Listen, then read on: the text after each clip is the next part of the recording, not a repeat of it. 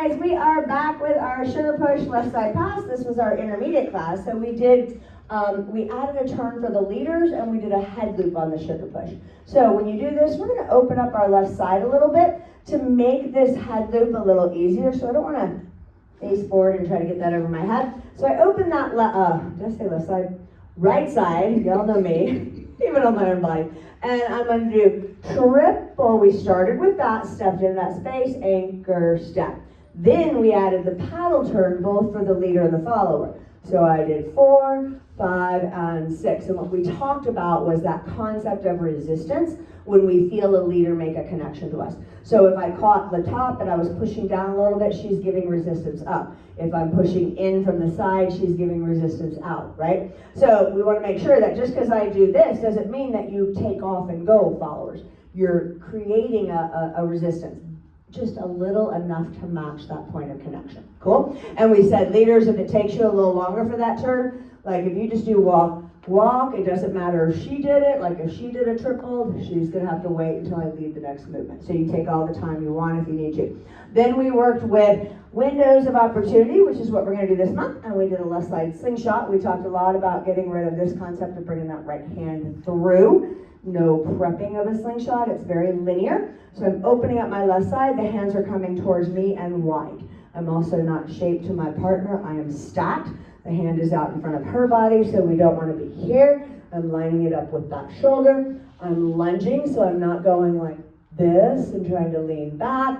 Not here, so I'm catching by connecting to the floor. We also talked about getting rid of a lot of loose arms, so we just kind of played, shifting back and forth. Then we were like, what can we do different than the same exit we normally do? So windows of opportunities means we look for the opportunities. I have space there, I have space there, I have either hand, I can turn the follower, I can turn me, and we went wild from there. Cool? So one of my favorites is when I pass through as a leader and then lead that same free spin we did in the first class.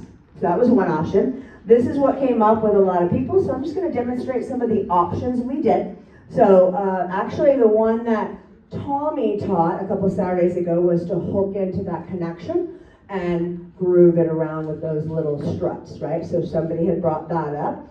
I did one where I came and brought her here, but then I came in front, not in a hurry, and then I gave her another window of opportunity as well.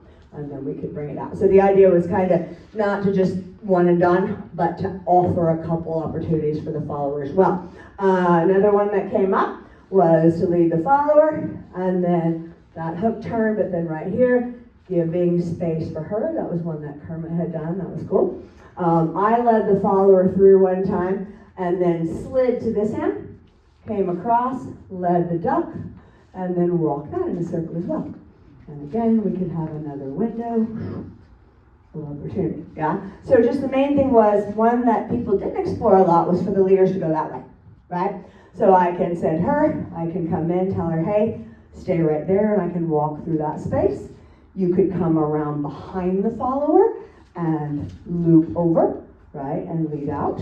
So lots of different opportunities you can do, and that's what we're going to shoot for the rest of the month to get you into that creative space. Cool? Nice job, guys.